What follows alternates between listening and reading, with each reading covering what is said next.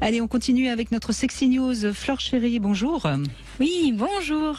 Merci d'être là pour nous parler de quelque chose qui concerne beaucoup les hommes. Les hommes, oui, je vais vous parler de l'érection et plus particulièrement des boosters d'érection. Vous savez, souvent, c'est présenté sous des petites pilules ou des comprimés un peu magiques.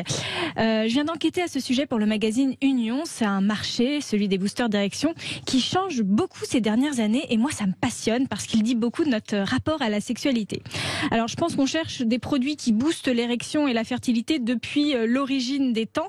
Dans le livre S'initier à la magie sexuelle de Pierre Desesseintes, sorti récemment chez la Musardine, j'ai appris qu'une vieille recette trouvée au Caire avait été retrouvée sur un manuscrit. Ça dit, pour permettre à un homme impuissant d'avoir des rapports sexuels avec sa femme, prendre du gras de lapin et y plonger le pénis 2 ou 3 fois et il réussira à avoir une érection. Ouais, c'est pas sûr que ça marche. Voilà, bon, on a fait beaucoup de progrès depuis oui. Mais il y a toujours eu cette idée de vouloir trouver la recette miracle pour l'érection. Si on veut une date récente qui marque vraiment le marché de l'érection, c'est l'arrivée du Viagra par le laboratoire Pfizer en 1998. La célèbre pilule bleue qui a été la plus grande révolution de la bandaison. Le Viagra, dont le principe actif est le sildenafil, l'inhibiteur d'une enzyme impliquée dans la débandaison. Cette enzyme, c'est la PDE5.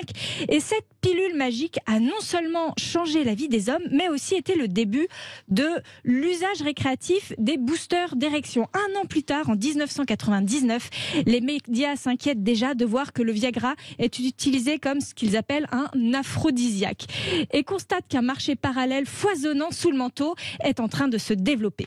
À l'étranger, il se développe à l'étranger, mais aussi dans les petits commerces, style des petits sex shops. Le Viagra a subi une des contrefaçons les plus prolifiques au monde. Aujourd'hui, il y a des déclinaisons de cette molécule, le tadalafil notamment, plus connu sous le nom de Cialis, qui se délivre sur ordonnance, mais pour le reste, donc tout ce qui est sans ordonnance, ça reste des produits très controversés, des produits souvent délivrés sous le manteau, en circuit parallèle. Je pense notamment au Camagra, qui doit être le plus connu, qui joue de sa proximité phonétique avec le Viagra, bien sûr, qui utilise bien la molécule sildenafil, mais dont les dosages n'ont jamais été homologués en France ou en Europe. L'avènement d'un Internet plus réglementé en 2010 a un peu changé les choses. Si au début c'était un peu la jungle et tout le monde pouvait y vendre tout et n'importe quoi, les entreprises comme Google et Meta ont très vite fait le tri et banni les pilules de contrefaçon qui sont donc de plus en plus difficiles à trouver. Cela a permis aux produits naturels à base de plantes, on pense à la damiane, à la croix de Malte, aux gélules de maca, de revenir sur le devant de la scène, aidés et portés par le marketing des compléments alimentaires, des super aliments et du bio. Donc on est passé en 20 ans de boîtes blanches et bleues aux noms comme Viril XXL et Membre XXL, vraiment c'est des noms qu'on peut trouver, qui promettent en même temps d'une force de taureau un allongement du pénis. Ah bah oui, tant qu'à faire. À des boîtes totalement différentes, vertes et blanches, qui parlent de nature, de bio, de tonus et de vitalité. Un autre univers visuel et un autre univers sémantique total pour vendre du zizi tout dur. Alors, s'est-on débarrassé pour autant des pilules médicamenteuses sous le manteau ? Eh bien, pas tout à fait, parce qu'avec le développement du chemsex, dont on a déjà parlé, le sexe sous substance, sous drogue depuis la pandémie mondiale, les produits dérivés du Cialis et du Viagra reviennent s'inviter dans les soirées pour pouvoir garantir l'érection sous l'emprise d'autres substances. Alors, entre le médical et le naturel, qui va gagner la bataille pour la vitalité des hommes? C'est tout l'enjeu des boosters d'érection des prochaines années. Bon, enfin, cela dit, il y a plein de trucs qui ont un effet placebo. Et déjà. On est d'accord. Et l'érection, est-ce que c'est dans la tête ou dans la mécanique? Il y a aussi toujours cette question à se poser, bien sûr. Mais en tout cas, quand même, quoi qu'on en dise, le Viagra a changé la donne. Et je rappelle qu'aujourd'hui, quels que soient les problèmes d'érection, il y a des solutions médicales. Ce qui est quand même très très nouveau parce que ça a été pendant des siècles le vrai problème pour beaucoup d'hommes. Tout à fait. Et ce qui est intéressant, c'est de voir que c'est à la fois une solution médicale et pragmatique à un problème mécanique, quel qu'il soit, mais qu'il y a toujours cet usage aphrodisiaque, récréatif qu'on va consommer en soirée, qui arrive en marché parallèle de celui qui est très sérieux, très pragmatique sur le problème de l'érection. Et c'est amusant de voir comment ces deux marchés correspondent entre eux, se répondent et que l'un essaie de copier l'autre. Et j'imagine que ce marché de boîtes plus ou moins aphrodisiaques ou ayant un effet sur l'érection, ça doit être un commerce très très juteux. Sans mauvais jeu de mots, oui. Et qu'on a du mal quand même à évaluer. C'est pas des aides à l'éjaculation, c'est des aides à l'érection. Vous avez l'esprit mal tourné, Fleur chérie. La finalité, c'est quand même bon. Mais oui, vous avez raison. Mais c'est des commerces qu'on a du mal à évaluer parce que, par exemple, le maca, c'est à la fois pour le tonus sexuel, mais aussi la vitalité au sens très large.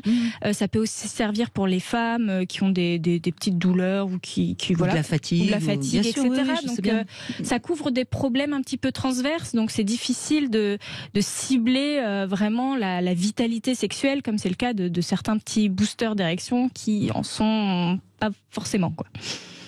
Vous voulez réagir, Anne-Laure Buffet? Non? Oui? Non, je trouvais que c'était très intéressant, mais que c'est vrai, c'est pas que pour les médicaments pour l'érection, hein, de manière générale, il y a beaucoup de médicaments qui sont créés pour des raisons médicamenteuses et qui vont trouver une utilisation plus ludique. Bien sûr. Mais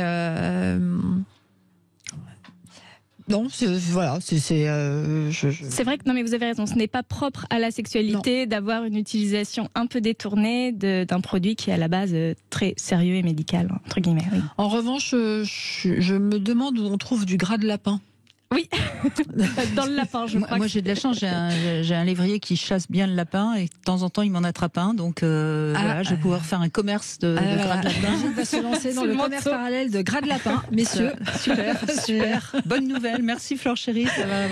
Ça va m'apporter beaucoup de joie aujourd'hui. Grâce à vous, je découvre que j'ai un avenir financier vendeuse de gras de lapin. Moi, je viendrais faire des petits pots avec vous si vous. Toute ma vie, je vais faire quelque chose pour les érections des hommes quand même. Hein. Vous avez vu comment je me dévoue. Finir dans les bonnes recettes. Et ça peut être très drôle. Bon, merci beaucoup Fleur chérie. Et puis je rappelle qu'on peut aussi vous retrouver sur le site mysweetfantasy.com. Voilà de quoi aussi faire monter les érections. C'est un booster d'érection. C'est un booster d'érection également puisqu'on peut réaliser ses fantasmes. Merci Fleur chérie.